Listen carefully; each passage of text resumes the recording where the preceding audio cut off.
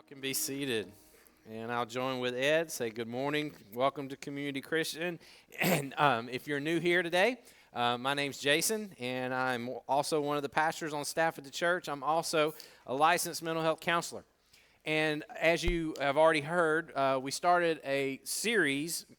We call it a series. It's really just one long message broke up into three parts. Today's part two of that one long message. But we're talking about how to live with anxiety. And I'm going to do something to sort of kick this thought off that we're going to deal with today that I'll just go ahead and admit may be a little bit of oversharing, so get ready. I'm going to let you into my head for a little bit, which is always a scary thing. But I want to do that because I think it might be helpful, because my hunch is that you're going to relate to this. Most people probably will relate to this, because I think we all kind of have this thing. And I have this thing.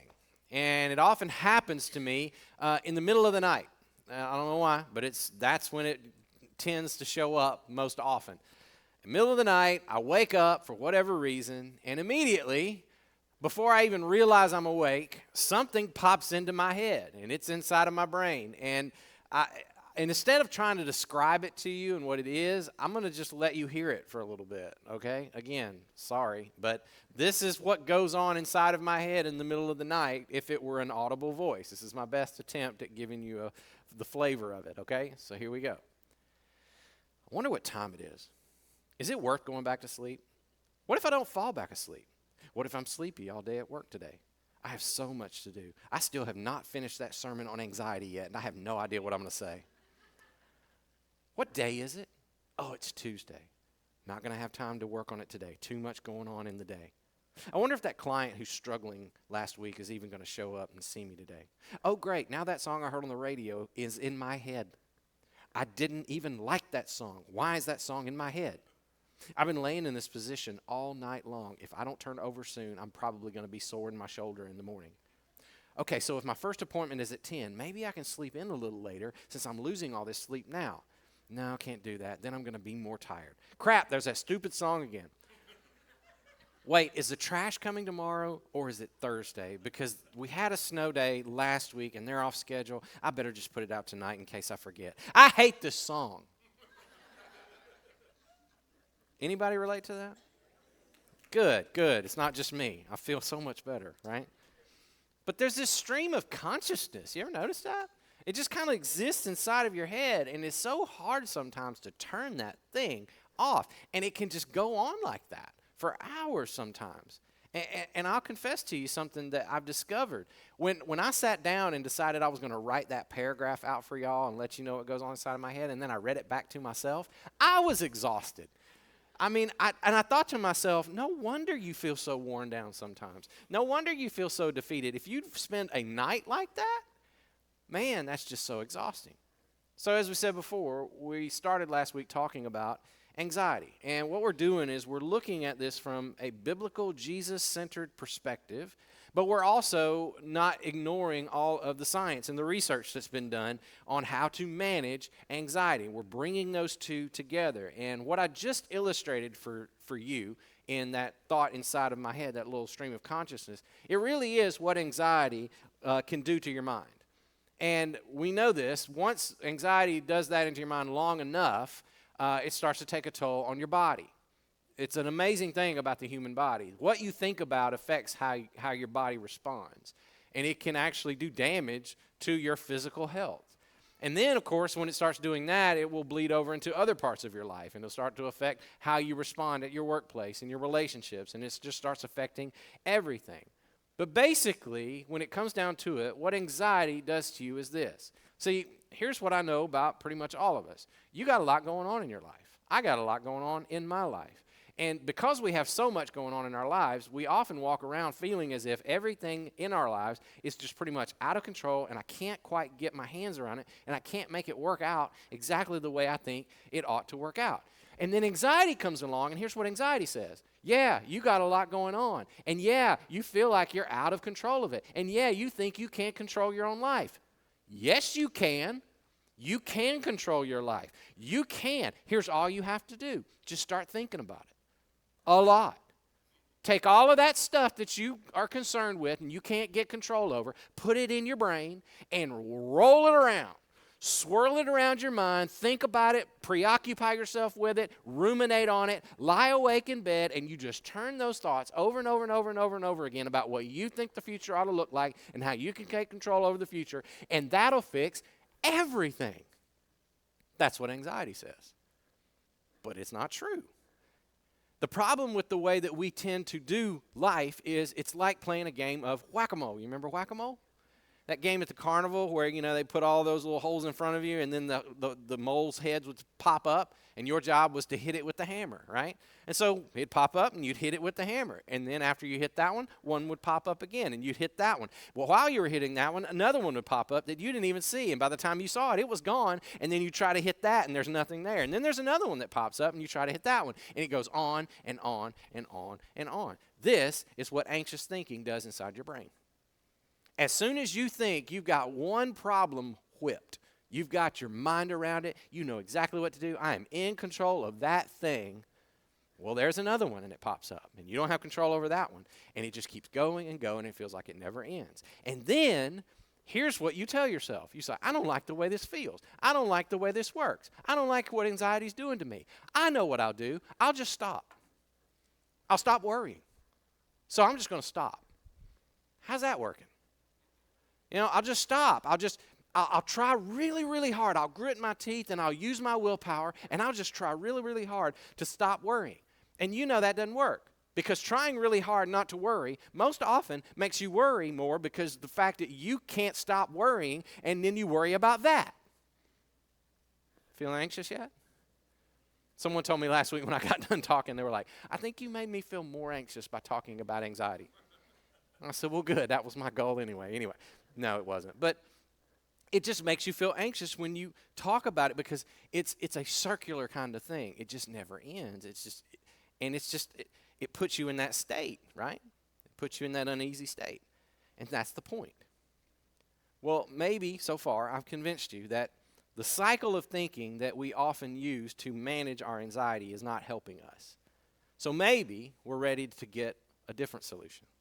Maybe we're willing to look at it from a different angle and come up with some better ideas. So today, as I promised last week, we're going to get super practical. So this is the part of the three-part message that is the practical part, okay? So I'll just warn you for some of you that really care about this kind of thing, or maybe you came for the very first time to our church and you're expecting us to read a Bible passage and me to break it down and then go through it. We're not doing that today. In fact, I'm not even going to read the Bible today. I did that last week. I'm going to do that next week. So we do read the Bible around here, so you came on the wrong day. But this is the middle part where we're going to talk about strategies and practicalities on getting our minds around this anxiety thing. And so I'm going to start with the quote that we looked at last week. It sort of becomes kind of like the basis of what we've been doing. John Ortberg says, the way you learn how to live without anxiety is by learning how to live with anxiety. And we touched on this a little bit last week. Anxious thoughts, worrying, they are facts of life. You are never going to be completely rid of anxious feelings and anxious thoughts. And actually, if you look at it that way, it can be a good thing. See, feeling pressure to do something or noticing warning signs in your life that there may be something you should be concerned about, or maybe something is harmful to you and you need to take action against it or protect yourself. This is a hardwired thing that God put in your body and brain to protect you. And it's a good thing. It's there to motivate you. It's there to keep you safe. So feeling anxious is not the problem. That can be a good thing when it prompts you to take action and get things done in your life. The problem is when anxiety is allowed to take over your life and prevent you from living a healthy, well-connected life. So the goal for us, we're not trying to eliminate anxious feelings. We're trying to learn how to leverage them to our advantage. We don't want them to harm us or interfere with normal, healthy life. So I'm going to teach you this one little phrase that we're going to unpack for the rest of our time together that's going to get, hopefully, some traction on this. When it comes to anxiety, the goal is own it, don't enthrone it. You own it, you don't enthrone it. So when it comes to worry, when it comes to anxious thoughts, you want to own those anxious thoughts, you want to own those worries without allowing them to be enthroned in your life. In other words, I control my thoughts and I don't let my thoughts control me. Now, this is what I often call putting separation between you and your inner life, okay? There's a difference between me and what I think about. There's a difference between me and what I feel. You are not what you think. You are not what you feel. A thought, an emotion, it is not something you are, it is something you have. And if that's true, then your thoughts don't have to have the last word. Your emotions don't have to drive all of your decisions because they are not God.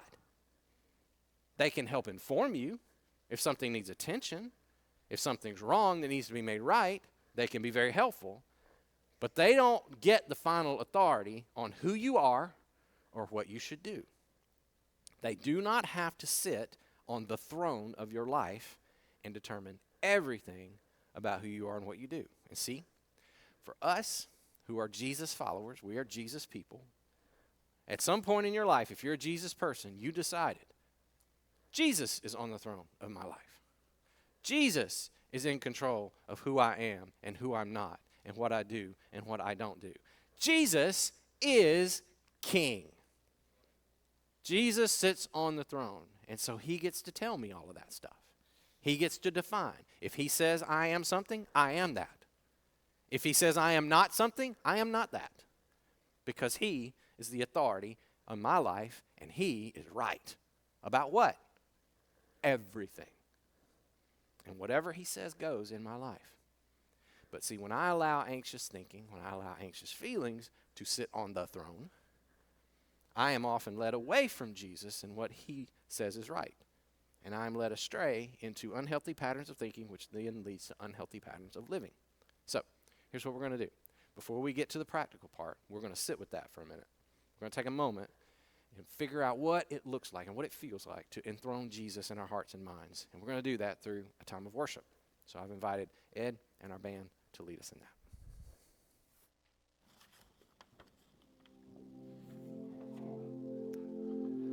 The good news, or the gospel, is that Jesus is King. He's King over the universe. He's currently ruling over creation. He is the King of all kings. And he is at work in this world to actively hold all things together. An early church leader named Paul wrote it like this: in him all things hold together. Jesus is the center of everything, and Jesus is actively holding everything together. That includes me. That includes you. That includes our lives that we sometimes feel like are barely holding together. We can have peace in this life not because I have everything going the way I want it to go or that everything's moving the way it is, but because Jesus is the center of all things, and he is actively holding everything together. He is above all, and he is at work for my good and his glory in everything. And so even when I suffer loss, even when there is hurt and there is disappointment and there is anxiety and there is frustration, I don't have to know that I'm in control. I know that Jesus is the King. That's the good news, right? He is in charge of everything, and he is at work. And all the proof that I need of that is that Jesus went to the cross and gave his life for the good of every human being. And the worst thing that could ever happen, the worst conditions for any person on this planet, the worst thing happened to the very best person that ever lived. The author of life who held everything together, the source of hope and joy and goodness and all that is at work in this world. Jesus died. But 3 days later, by his own power, it was revealed that it was a part of God's plan that Jesus, by his death, would put death to death by his own power, resurrection. And so, each week we come together to celebrate that central event of Christianity.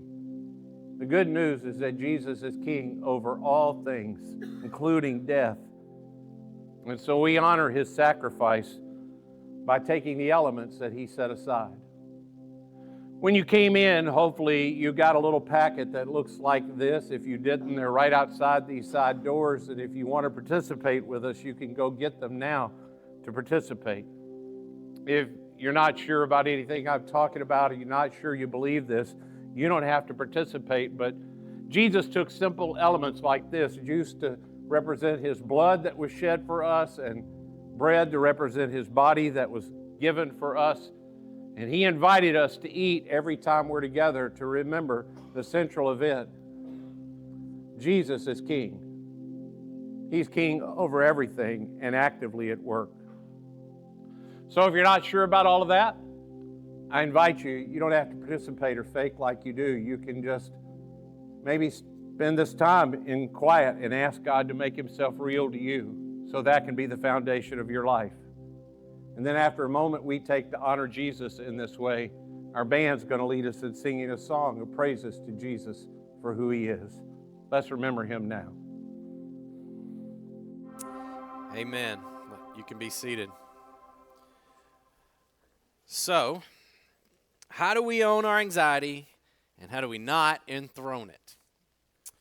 Well, since I know some of you really like memory devices and you really like letters and things of that nature, I'm going to take the word own, O-N-O-W-N, and we're going to take it apart, and we're going to use each one of those letters to give you a step you can take anytime you find yourself in that stream of consciousness, death spiral of anxious thinking.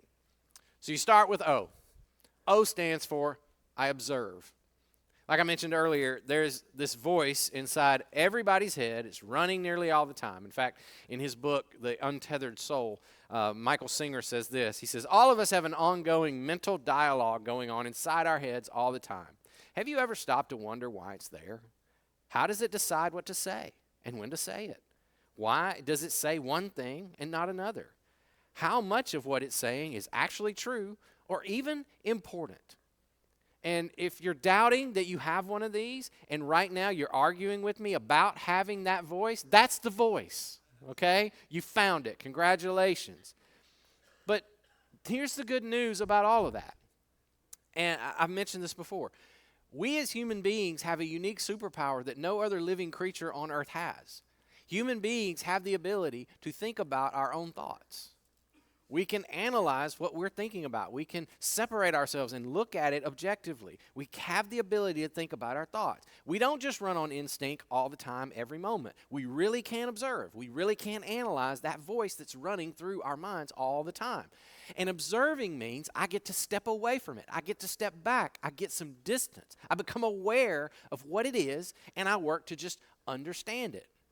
See, whenever you don't put distance between you and your inner thoughts and you and your emotions, you will start to believe, and then you will start to act as if that's you, that you are your thoughts, you are your emotions. And we know this is not true, but we just don't think about it this way. You are more than your thoughts. You are more than your emotions. And this ought to be some good news for some of you, what I'm about to say, because this is going to take a whole lot of shame away from a lot of us. You don't control all the emotions and thoughts that pop into your head. I say this to clients all the time. Emotions are a lot like standing in the ocean and then letting the waves hit you. You don't control the waves. You don't control the power of them. You don't control the frequency. They just come. Now, you have some strategy you can use to manage it, but you don't have complete control over all the emotions you feel. And see, when you sit in that for a moment and you recognize that that's true, that gives you permission to stop beating yourself up and condemning yourself for everything you think and every emotion you feel. It's not about you. And be honest with yourself. Have you ever done that? You ever beat yourself up? Ever said some things about yourself to yourself, about the things that you're thinking, about the things that you're feeling? I say this all the time to clients. You would never treat your best friend the way you treat yourself. You would never say the things you say to you to your best friend. Sometimes your own worst enemy, you wouldn't say those things. So how about let's be our best friend for a little bit and stop condemning yourself for what it is that you feel. See, this is why putting distance between you and your thoughts and emotions is so important, because when you do that, you can observe them for what they are. And you find there's no guilt here. That's not me. There's no shame in this. because that's not me. That's just a voice that's running through my head, trying to get me to think and do some things. That's just anxiety. That's just emotion. And I can sit separate from that. So you get some separation, and you observe the voice. You listen to it. And then, the W stands for, you just welcome it on in. And a lot of people will be like, I don't know if that's smart, you know? That sounds really odd. I mean, and it does. It does kind of sound a little bit counterintuitive. I get that. But when you observe the anxious thoughts and you observe the negative emotions, the next step is you just let them in. You just let them come sit with you. It's like when somebody knocks on your door. Knock on the door, you come to the door, I'll go, oh, hi, anxiety. See that you're here today. I expected you to show up. Come on in, have a seat on the couch. Give me what you got. Tell me what it is. What do you want to say? And you just kind of listen to it. And I know what you're thinking. You're like, this guy's lost it. I was supposed to get rid of my anxiety. He's bringing it in the house. Yes, that's a part of it. I'm supposed to welcome it and escort it into my life. I'm supposed to sit with it. And I know that sounds counterintuitive, but can we at least admit something while we're sitting here together and we're all adults? You've been trying to do it the other way. How's that working for you? You've been trying to avoid it. You've been trying to run from it. You've been trying to numb it. Some of y'all have been medicating your emotions for years. You've been using substances so that you wouldn't have to feel your emotions. And that ain't working. So how about we try something different? How about we sit with them for a moment? And a lot of us are scared to do that because we've got the idea that if I sit with my emotions, they'll destroy me. Emotions are temporary. Think about it. You've never had an emotion in your life that you're currently still having right now. They come and they go. But pushing away or avoiding your negative thoughts and your emotions, it's asking your mind to do something that it cannot do. Think about it this way. It makes it worse. It's like me saying, don't think about pink elephants. What'd you just do? You just thought about a pink elephant. And then no matter how hard you try, you're still thinking about it right now. You're wanting to get it out of your head. It's not working. No? You cannot simply will away all your worries and will away your anxieties by sheer willpower. I'll go another step further. Fighting against anxiety the way most of us choose to do it inside of our own minds instead of observing it and then welcoming it is mistreatment of your own mind. Michael Singer says this. I'm going to read a quote from his book again, and it's a little bit longer, so stick with me, but this is so true. He says, if you mistreat an animal, it will become afraid. And this is what has happened to your mind. You have mistreated it. You have given it a responsibility that is incomprehensible. Stop for a moment and see what you have given your mind to do. You say to your mind, I want everybody to like me. I don't want anyone to speak badly of me. I want everything I say and everything I do to be acceptable and pleasing to everybody. I don't want anybody to hurt me. I don't want anything to happen that I don't like. And I want everything to happen that I do like. Then you said, now mind, you go figure out how to make every one of those things a reality, even if you have to think about it day and night. And of course your mind said, I'm on the job. I will work on that constantly. That is so convicting, isn't it? Because I do that all the time. Maybe you can relate. I put my mind to work to bring everything under my control. I put my mind to work to make everything work out. I send my mind to go make wrong things right according to what I think is right and what I think is best. And the truth is, my mind can't do none of that.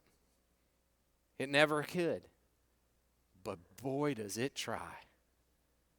And in the process, my mind wears me out and frustrates me trying to do something that it cannot do. See, when you send your mind to do that task and you do it for long enough, you know where that leads you? It leads to despair and hopelessness. Because again, you can't do it. This is why anxiety and depression are cousins. You spend enough time in that type of thinking, and you'll start to realize real soon, there's no hope in this. This is not working. And then you lose hope, and you get despairing, and then depression takes hold.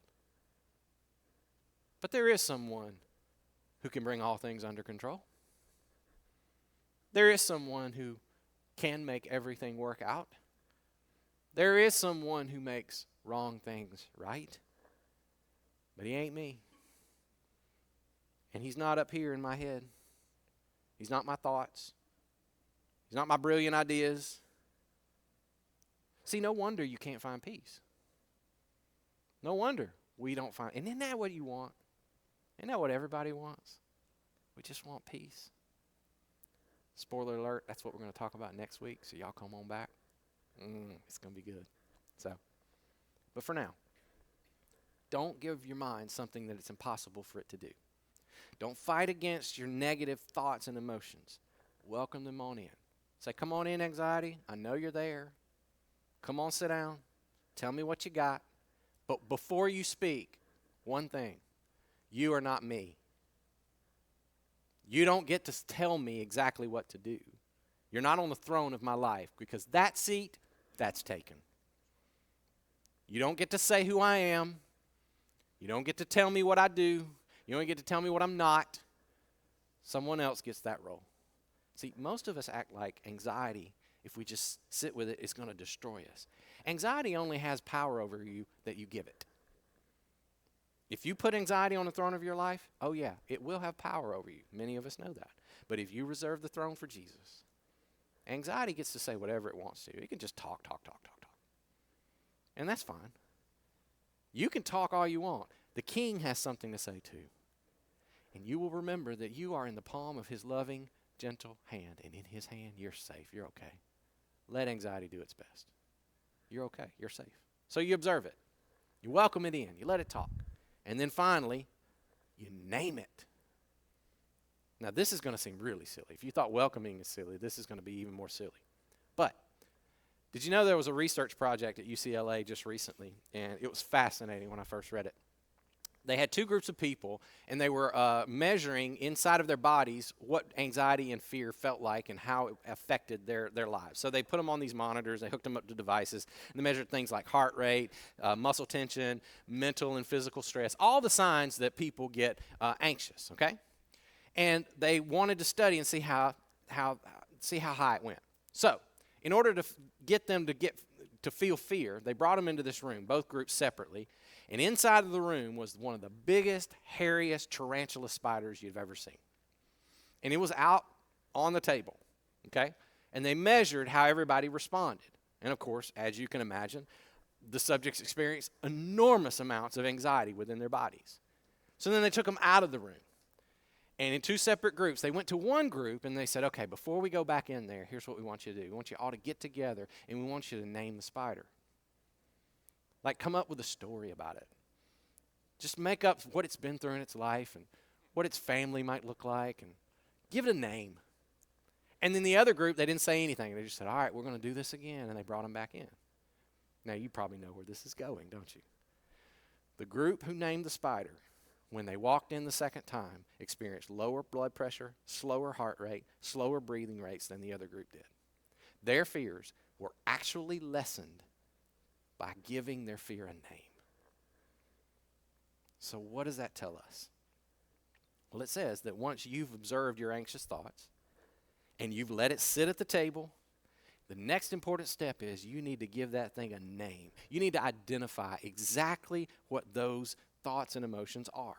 What are they saying to you? Because naming your negative thoughts, naming your negative emotions, once again, it's a way to further distance yourself from it and put it in its proper place. Because when it has a name, it's easier for you to not put it on the throne of your life. Because who wants that on a throne? So you listen to your anxious thoughts. You give them a voice. You listen to what they're saying. Feel those negative emotions because they will not kill you. They do not have that kind of power over you. I say this all the time. One of the key things that I talk to my clients about is I encourage to give their anxiety a voice. And we actually let the anxiety talk. What's that voice inside your head? What's it saying? Bring it into the room. Sit it in a chair. Let it talk. But see, this is so key for Christ followers. This is the process that your enemy hates. See, you taking all of that stuff that's inside of you that you don't want to tell anybody, that you're thinking, that you're feeling, and you let it out and you bring it from darkness into light, oh, the enemy hates that. Because he knows if we can get that out of you and bring that dark stuff into the light, light does its job. And light dispels darkness.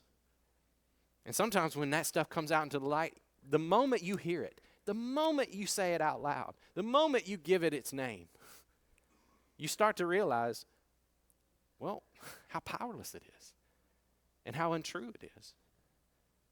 And when you hear it, you say things like, oh, so that thought that I've been thinking or that anxiety that I've been going through every night, I know what that is. That's insecurity right there.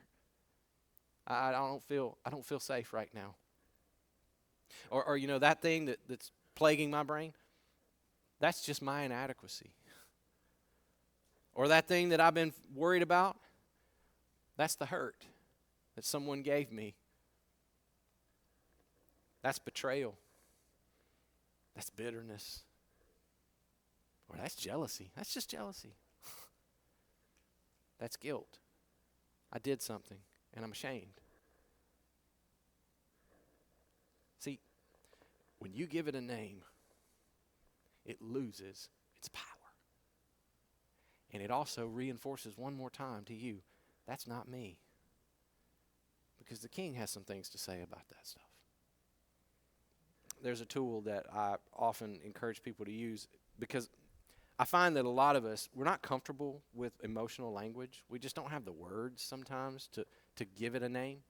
And so there's a tool that I encourage a lot of folks to use. It's called the feelings wheel. You can get it right there on your phone. You just go to feelingswheel.com, and it looks a lot like that. And I know you can't read all those words on the screen, but basically how it works is this, is you start in that middle circle.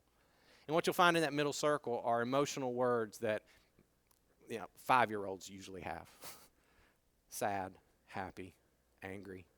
And everybody knows what that feels like. But then I encourage people, once you identify what you're feeling in the moment, go out to the outer circles because they link to things.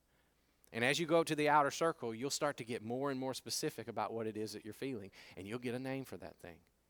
And once you identify that name, I'm telling you, there's a power in it, especially when you say it out loud to another person. When you give that thing a name, you call it precisely what it is, there will be a shift in your mind. There will be a shift sometimes even in your body. And I've just come to believe that shift that we feel in that moment as Jesus people, it is the gift of the Holy Spirit living inside of us, speaking truth to our hearts. When you take your thoughts and emotions off of that throne, the King will speak. He'll speak through you. And when the King speaks, he speaks life and truth and grace and what you ultimately want. We'll talk about it next week. He'll speak peace to your life. But we must own our anxiety, not enthrone it. And I know that's not easy. You're not going to do that when you walk out of the door here. I get that. Okay? This is a long, drawn-out process for most people. And we don't need to do this alone. None of us do. Now, I'm not saying that everybody needs professional help. That's not what I mean. Some do. But we need help. We need encouragement. And we need the patience that comes from other people, brothers and sisters who are in the fight with us. And we can speak these things out loud to one another. And see, you can finally live without anxiety when you finally learn how to live with it. And the way you live with it is through the help of your Heavenly Father, through His presence. And His presence is most powerfully felt in His community. So that's how we learn to live with anxiety. So today, while we end this, I'm going to give us some time. We're going to just think about what might that look like for you? What might your next step be to live with anxiety in the presence of our God and with others? Ed's going to lead us in that.